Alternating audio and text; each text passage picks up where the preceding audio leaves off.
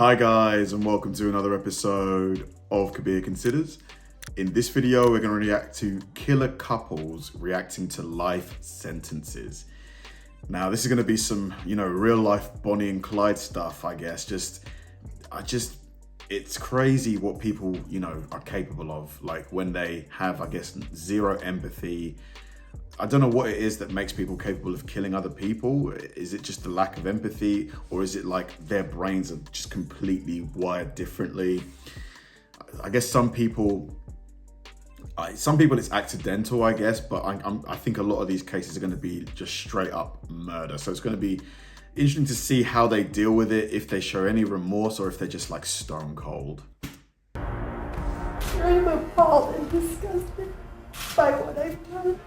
I know as a judge I'm not supposed to show emotion. And in 22 years I never have. This is one of the worst things I've ever seen in my life. I have to imagine that at some point you got on the internet and said, how do I bury a body? Because this is unbelievable. I've just signed your death warrant. I'm giving you 175 years, which is 2,100 months. Wow! 2,100 months. God.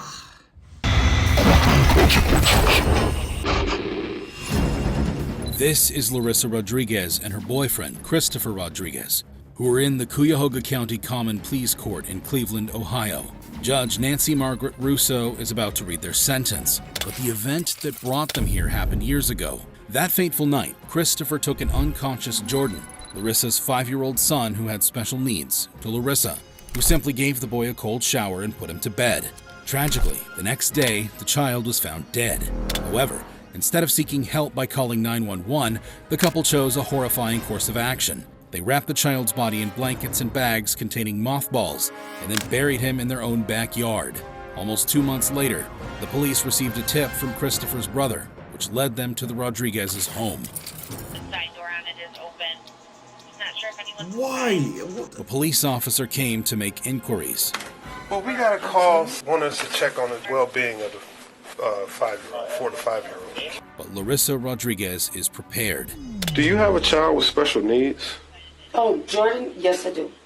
How old is Jordan? Jordan, he is just turned 5. Where's Jordan at? He's with his dad. Do you know any numbers, how to get in touch with anybody who actually lives in Texas? I mean, right now, his phone just got disconnected. What's his name? Larissa just claimed that Jordan, her son, was in Texas with his father. However, she couldn't provide a phone number to contact them. As it turned out, Yeah, right. Like, as if you've got no phone number. If you've given, like, your child is with somebody, you've got no way to contact them. this statement was a lie. The next day, the police returned to the scene and validated the information provided by Christopher Rodriguez's brother. He had informed the police that the child was buried in the backyard. Basically, him and his girlfriend buried the kid in the backyard. If you thought the couple would have been remorseful for their crimes, you're wrong. Because during their sentencing, things got even crazier. Following these events, Larissa Rodriguez and her boyfriend were arrested and charged in court. However, they entered into a plea deal, which resulted in the murder charges being dismissed, and in exchange, they pleaded guilty to charges of involuntary manslaughter, felonious assault, 2 counts of child endangerment, and abuse of a corpse. Back to the court, Judge Russo proceeds to sentence Larissa Rodriguez first. The court imposed a sentence as follows. Counts 1, 2, and 3 to be served consecutive to each other and concurrent to the sentence imposed in count 5 for a total sentence of 25 years. Larissa has just been sentenced to 25 years in prison, but before sentencing Christopher Rodriguez, The thing I don't understand is, so, first of all, what was the cause of death for the child? Was it the cold shower? Was it intentional, or was it purely accidental? Like, what happened to the kid, and why did they choose to do it? Why didn't they bury him properly? It just makes no sense. Why did they bury him in the backyard? Russo has a few words. What we do every day is so hard for dealing with the horrors that are brought before us. And Mr. Rodriguez, this is a horror. I know as a judge I'm not supposed to show emotion. And in 22 years I never have. This is one of the worst things I've ever seen in my life. You and Larissa I look at friends and family and people who are desperate to have children and want to have families, and you two have babies with no consideration. You just keep having them, disregarding the value of their life, disregarding their purpose in life, like they're less than an object. But Judge Russo wasn't done. I will not accept the recommendation. That's right. She rejected the recommended sentence of 20 to 25 years that both prosecution and defense had agreed upon. She believes that the suggested punishment does not align with the heinousness of the crimes committed. You had every opportunity at so many points to make a difference, to get help, to stop beating somebody, to call the police, to ask for help. Stop beating. So there's so much about this case that I'm not aware of. So much detail that we haven't heard. You tried to take him to the hospital. I have to imagine that at some point you got on the internet and said, how do I bury a body? Because this is unbelievable. Eventually, Judge Russo sentences Christopher Rodriguez to 28 years, which is the maximum available. Christopher Rodriguez appealed the ruling, but the decision was upheld. Currently, both Christopher and Larissa Rodriguez are serving their sentences in separate locations within the Ohio prison system. Your sentence is followed. It's a total sentence of 28 years. That's the maximum sentence available. This is a horror. I know as a judge I'm not supposed to show emotion. And in 22 years I never have. This is one of the worst things I've ever seen in my life. While Larissa Rodriguez and Christopher Rodriguez's behavior were shocking, however, it's nothing compared to the utter mayhem caused in a South Carolina. Look at these two. Look at these two. By Jeremy and Christine Moody, a married couple with ties to neo-Nazi beliefs, standing before the judge for their sentencing. Despite their smiles, they have been found guilty of first-degree murder for killing Charles Parker and his wife Gretchen. The Moody couple targeted Charles Parker, whom they didn't know, after finding his address in a sex offender registry.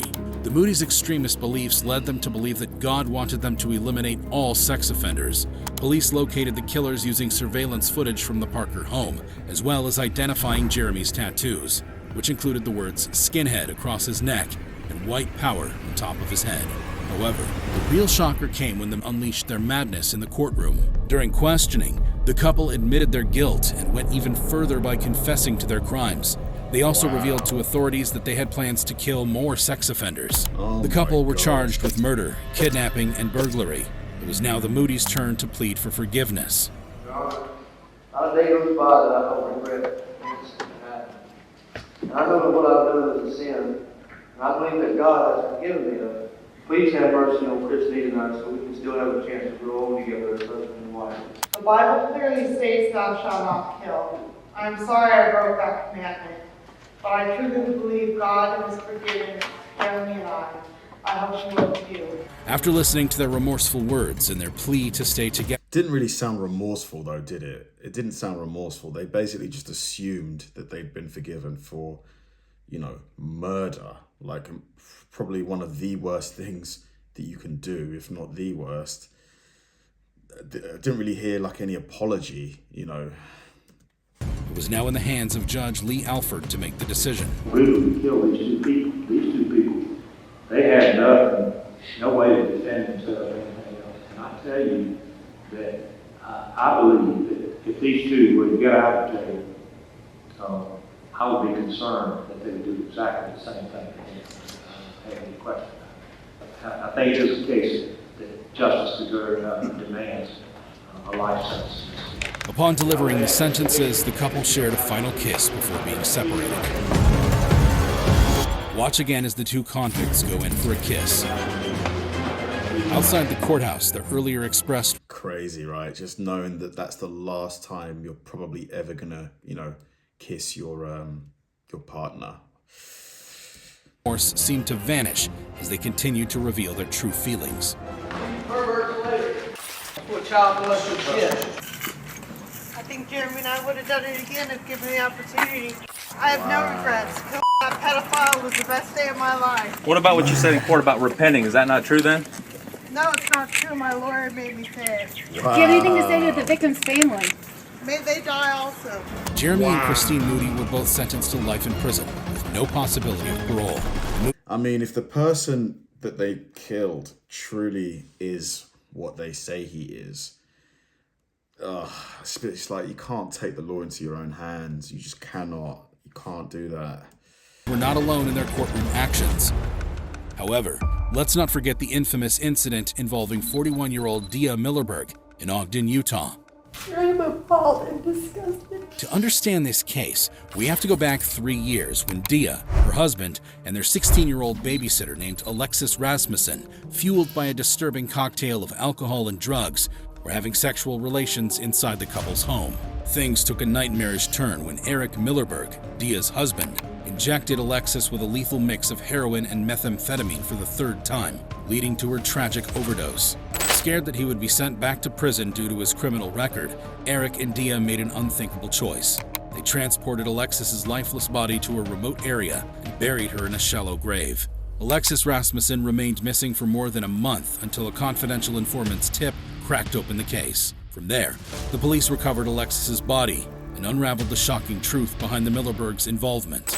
After their arrest, Dia Miller... I wonder who made the tip. Like, did somebody maybe see him in the act of burying her? Maybe somebody like works on that area of land and they noticed some kind of like visible signs of like burial. Struck a deal with the prosecution. In exchange for a lighter sentence, she agreed to testify against her husband in court. Dia pleaded guilty to multiple charges, including obstructing justice, illegally acquiring prescription drugs, and desecrating a deceased body. During her sentencing, Dia Millerberg addressed the victim's family. I just want to say that I'm appalled and disgusted by what I've done. And for your family, in a way I can't fix. You're in my prayers, and I hope one day you'll be able to forgive me, and that God will bring me peace. Your Honor. I find it hard to have any sympathy or compassion for murderers. Like, it's like, I'm sorry, I don't. I'm not gonna make excuses for what I've done. Judge W. Brent West then delivered the sentence, but not without admitting the gravity of the situation. The bottom line is, Ms. Millerberg, I do think that prison is the appropriate sentence in this particular situation. I realize that 3 years of allowing you to rebuild and your family and everything of that nature, and then to come in and say, okay, Judge, you're going to destroy that. But I take these cases as I find them to be. I didn't... Like, did she really expect that she's going to get away with this? Like... control that it took 3 years to bring this to trial. It's going to be the order and sentence of the court that you're to serve 3 indeterminate terms at the Utah State Prison of 0 to 5 years. I will recommend that they run concurrent. Dia Millerberg was sentenced to 4 years and 2 months in prison. Well, that's it? Only 4 years? Husband, Eric Millerberg, was sent to 6 years in prison. Wow, seem light.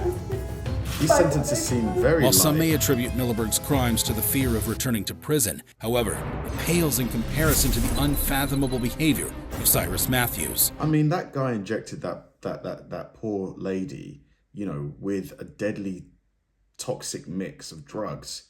Like, even if that's not first-degree murder, that's like, manslaughter? How did he get away with 6 years? Like, that's crazy. He was in court for misdemeanor charges tied to a road rage incident. If you thought Matthew had reached the depths of depravity with their crimes, wait until you see his shocking behavior. Because of his crazy road rage incident, Matthews is going to jail. But first, Matthews tries to reason his way out of prison. Well, is there any way that we can reverse this jail time?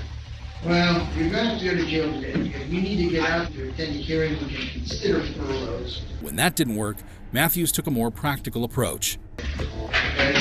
Wow. You have to go today, right? In case you missed that, Matthews just left the courtroom. He's not feeling very jaily today. His girlfriend, pictured here, chases after him. Midway through his escape, he seemed to have a rethink. The court bailiff tries pointing out the folly of his actions. It seems that Matthews is considering going back to the courtroom, but then his girlfriend appears, and the hesitation disappears. Outside now with his freedom in sight, Matthews and his girlfriend speed off. Not long after, the Wadsworth police got involved as the situation escalated. Matthews' escape attempt turned into a high-speed chase. How did he manage to get into his car?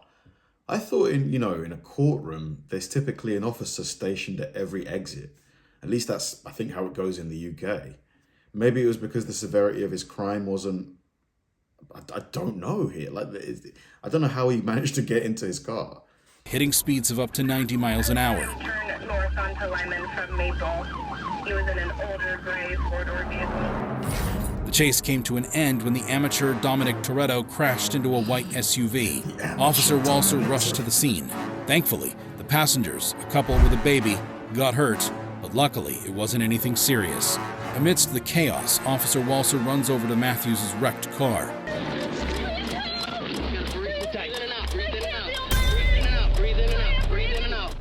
I'm gonna need multiple squads. I need help, sir. Okay. Eventually, the Wadsworth police pulled Matthews and his girlfriend out of the wreckage and took them to the hospital. Matthews was charged with aggravated felonious assault for hurting his girlfriend and the other car's occupants, and sentenced to 425 days behind bars. His girlfriend, though, was... Wow, that's light. That's like, what, a year and a half? ...responsible for what went down.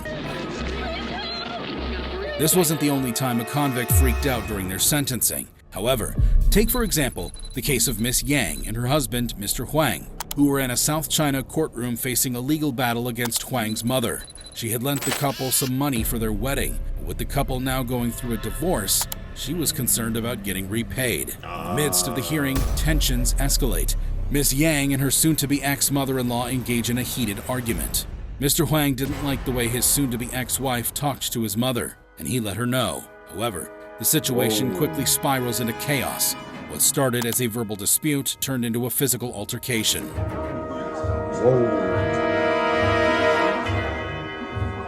Amidst the commotion, Miss Yang shifts her anger towards her mother-in-law and hits her on the head. This infuriates the husband, who lets her have a taste of the violence. Struggling to maintain order, a lone court official attempts to keep the trio separated. There should be more than, come on, man. How can you only have one court official with no officers in there? He manages to restrain Mr. Huang, but the violent exchange continues between Miss Yang and her mother-in-law. Eventually, the officials manage to break up the fight with the arrival of the police. As things seemingly calm down, the court official lets out an exasperated chuckle. It's not every day that one gets to witness the drama in the courtroom. Both the mother and son are taken into custody and charged with assault.